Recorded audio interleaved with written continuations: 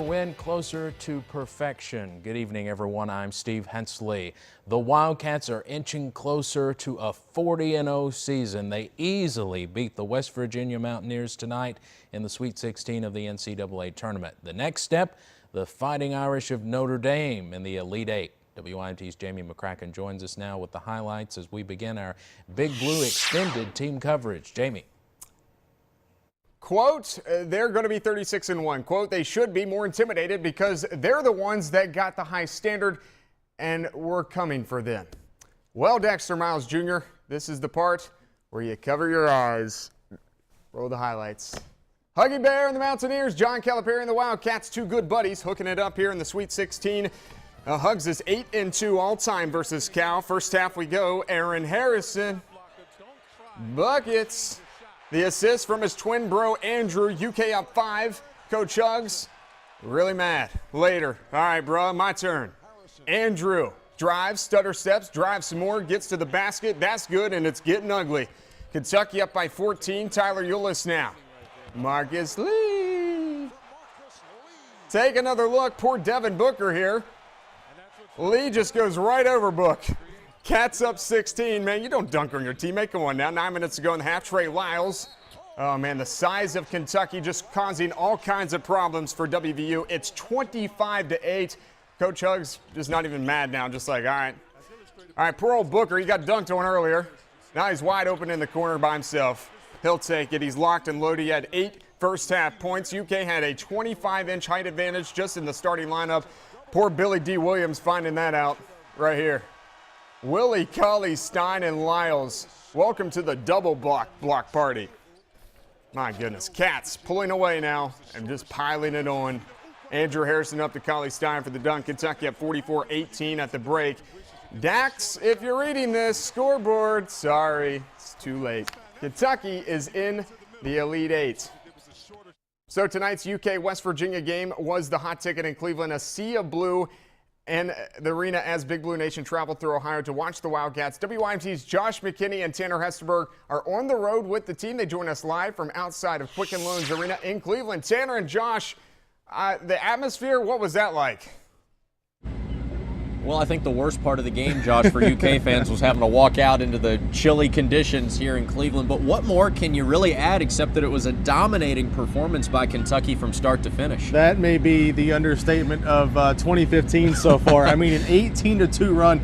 West Virginia had 2 points at the second media timeout, under 12 minutes to play in the first half. They started the game 1 of 11 shooting, and in the second half, when you thought they may come out with a little bit of fire, well, Kentucky was on a 10-1 run, and West Virginia 0 of 11 shooting in the second half. And I heard somebody say, you know what, it was over from the tip.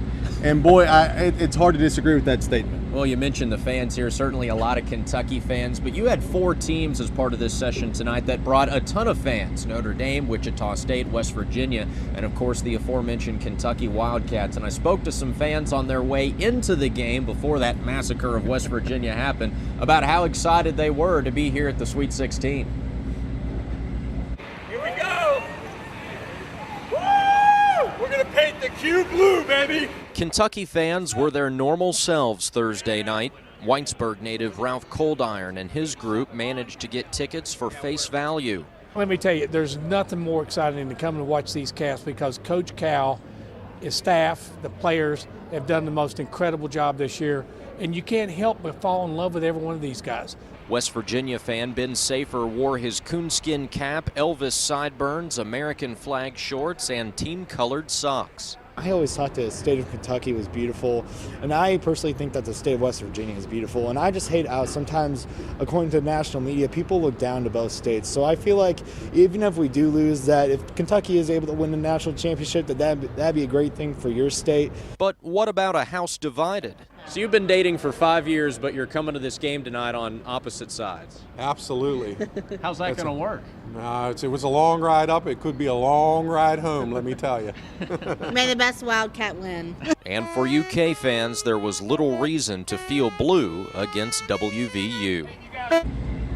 All right, so Kentucky 1 game away from the Final Four, Josh. Here on Saturday at Quicken Loans Arena, they'll take on the Fighting Irish of Notre Dame, a 3 seed, but the Irish looked really good. They took care of Wichita State earlier tonight. Yeah, they really did, and Wichita State guard Ron Baker said a lot of people didn't expect them to be here, but you know what? They're a team that's no longer under the radar. Notre Dame really handled the Shockers, beat them by double digits, and I know a lot of Kentucky fans are hoping that the luck of the Irish runs out Saturday night here in downtown Cleveland. Well, West Virginia tried to speed up the Cats tonight. It didn't work. Notre Dame will try to spread out Kentucky on Saturday and pull off the upset. Josh will be live again later in sports, but for now, he's Josh McKinney. I'm Tanner Hesterberg, live in downtown Cleveland, reporting for WYMT Mountain News.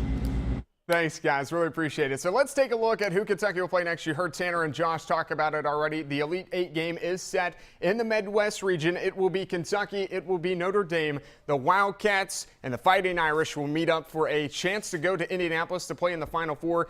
Game time is set for 8:49 p.m. Eastern time on TBS. Of course, that'll be Saturday night. And you heard that, Tanner said that they would spread them out. Well, Notre Dame shot 75% from the floor tonight, 75% from the floor in the second half. That's incredible in basketball terms. I mean, if you're shooting at a clip 45% to 50, that's unbelievable. 75% in the second half, that's unbelievable. So you heard, like I said, Tanner say that they would spread them out. 5 guys, meanwhile, tonight for Kentucky in double figures. Trey Lyles, Aaron Harrison, Andrew Harrison, Dakari Johnson, and Devin Booker. I know that's your favorite player. Well, I don't think anybody thought it would be a massacre. As Tanner said, it really was just a dominating performance by UK tonight. Yeah, West Virginia, it was a 13-point underdog, and to lose by that many points, I mean, Kentucky definitely covered, and it definitely looked bad from the get-go. I think Josh, mentioned one of the people that said it was bad from the opening tip. It really was. I mean, they only scored 18 points in that first half, and they had 19 for about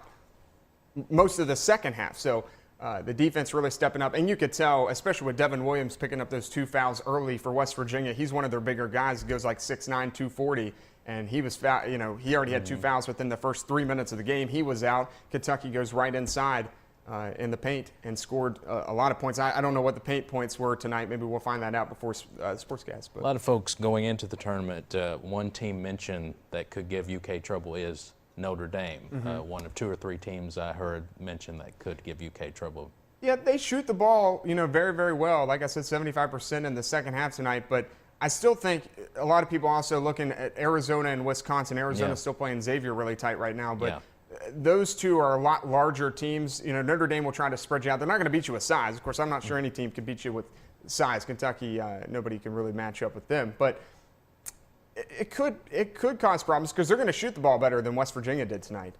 You'd think it'd be a little closer than tonight's game. We'll see. They shot 24% from the field. If you can't shoot better than 24%, I mean, I feel bad for those guys because they drove a bus up to Cleveland. They didn't fly. So that's a long trip back to Morgantown, West Virginia. Yes, it is. Yeah. All right. Jamie, thank you very much. It's on to the Elite Eight. And